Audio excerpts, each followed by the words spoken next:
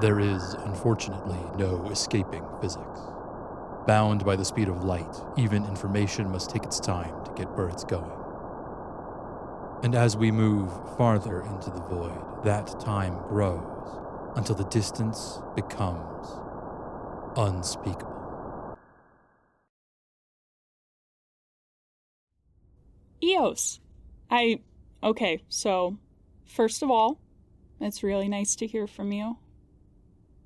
I was hoping I'd hear from you sooner rather than later, but, I mean, who's to say when you would have the time, and if you would have anything to tell me, or, I don't know. I was setting myself up to not be disappointed, I think, so that if something did get in the way, and I didn't hear from you for a while, that I'd know it was for a good reason.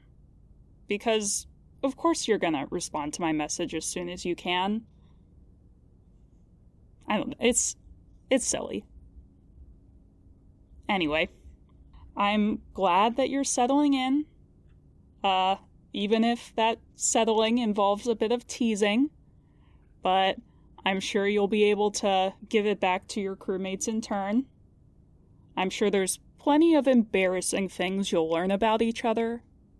2 years is a lot of time to figure out what stupid things people are afraid of, or, you know, what goofy ways they say words like ketchup or bagel, you know, stuff like that.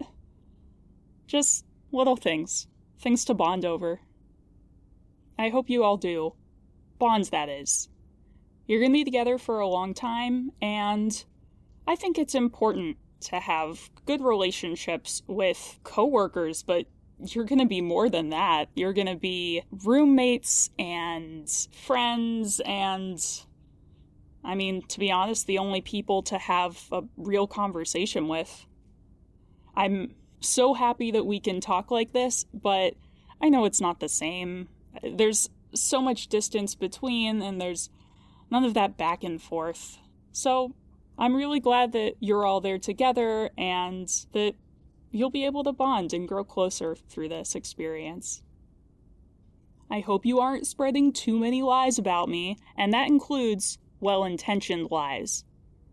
I know that you think that I'm gonna invent some wild new species of lily or tomato or some new fantastical squash that's the size of a hover bike and can feed 10 families for 3 years. You're always coming up with goofy stuff like that. And I don't know how many times I have to tell you that most of my job isn't doing that kind of, you know, crazy experimentation stuff. Okay, yes, there was that one time, but that was more of an accident than something I was trying to do. I'm glad that the station didn't make me incinerate the whole plant. You know, we still have that small clipping, in its own containment field, of course. Can't trust those spores to roam freely. But anyways, I am working on a new project now. You know, I think they figured maybe something new and exciting would be a nice change of pace while you're away. Anyway, it's based on this old practice that earth farmers used to do with apple trees. I don't know if I've ever told you about this one, actually. It's really interesting. So there was this whole thing about, you know, hundreds of varieties of apples, and for whatever reason, you know, humans were obsessed with all of these different varieties and the ways that the texture and the taste and the color and the size would just vary between them. But most people didn't understand that the only reason that those existed was because they were splicing trees together that could never happen naturally. So you would take these roots of trees that wouldn't produce fruit that was very tasty at all, and then you would just attach other bits to it. And, for hundreds of years, that was the way that they did apples. And I am rambling again. Well, at worst, that'll maybe make you feel a little bit more at home. I can almost see the glazed look that you would be giving me. You'd be smiling and listening, but I know it doesn't make any amount of sense. And that's okay, because sometimes you will start talking about something and I'm like hoping that I can understand, and it's just not gonna happen. But anyways, so we're trying something similar, and I'm excited to see if, I don't know, maybe it'll make some more earth crops more viable in the stations. I don't know, we're still in preliminary stages. It takes a while for these things to really see if it's going to work out, and even if it worked, if it would be useful, all of that kind of stuff. But I'm really happy to have heard from you so soon. I listened to your message like 5 times, just wanting to make sure that I heard every moment of it and could appreciate everything you said as if you were here with me. I did take issue with one thing, though.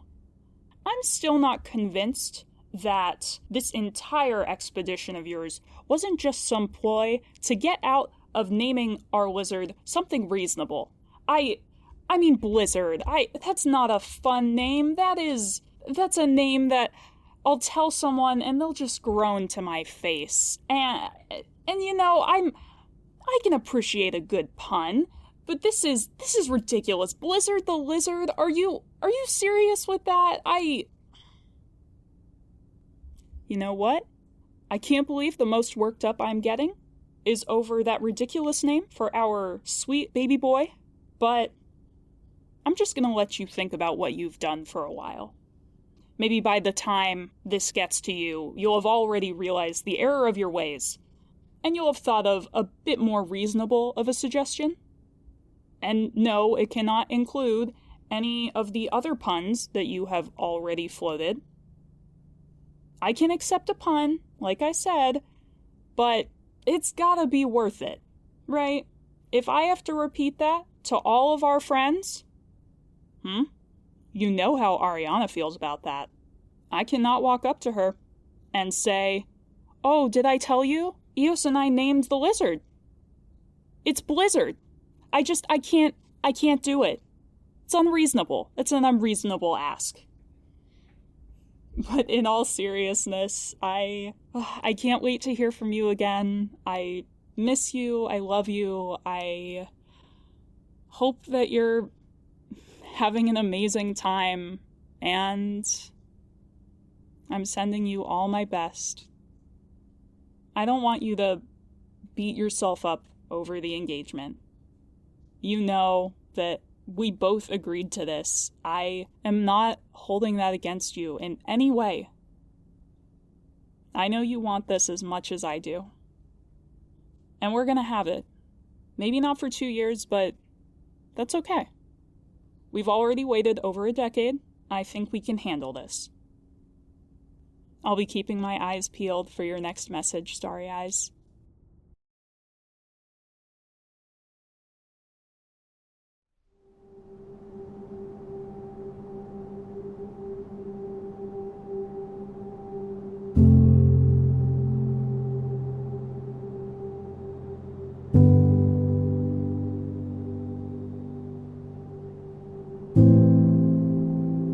Unspeakable Distance is an actual play podcast of Communication Delay by Audio Quinn.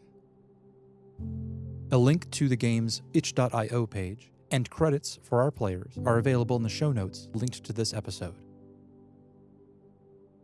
This podcast has been a production of the Library of Cursed Knowledge Podcast Network.